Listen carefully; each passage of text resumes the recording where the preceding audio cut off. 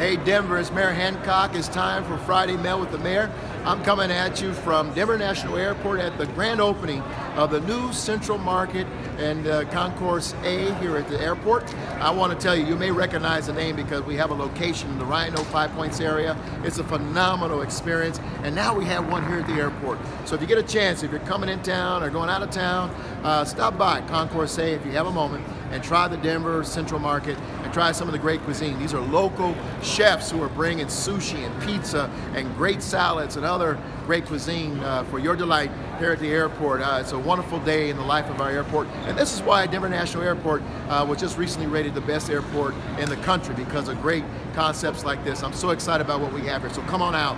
We had a busy week, and a couple things I want to talk about. First of all, you may have heard, some of you did, because I heard from you, where I announced an order for the city attorney and our Office of Marijuana Policy to take a look at expungement of low-level possession of marijuana convictions in the city of Denver. Now that we've legalized marijuana, we're really joining the trend of mayors and cities all over this country who have legalized marijuana to do just that. The war on drugs in this nation had a devastating effect on many communities, particularly communities of color, and this is a chance for us to begin to correct some of these wrongs. And so I received some communication from a lot of you, and one in particular I want to address while we're on the air today. It comes from @MoneyMichael 719 on Twitter, and he asks a question: why low level?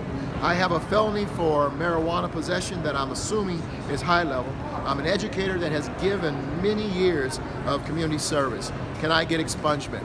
Well, Michael, I'm going to share with you that I don't know your particular situation, but as I pointed out, we have watched the war on drugs and how many men and women, particularly men and women of color in our communities, have been, quite frankly, devastated. They have barriers in their way from these low-level possession convictions. And what it amounts to about 10,000 people that I've asked the Office of Marijuana Policy and the City Attorney's Office to look at and to work with the District Attorney so that we can begin the process of expungement.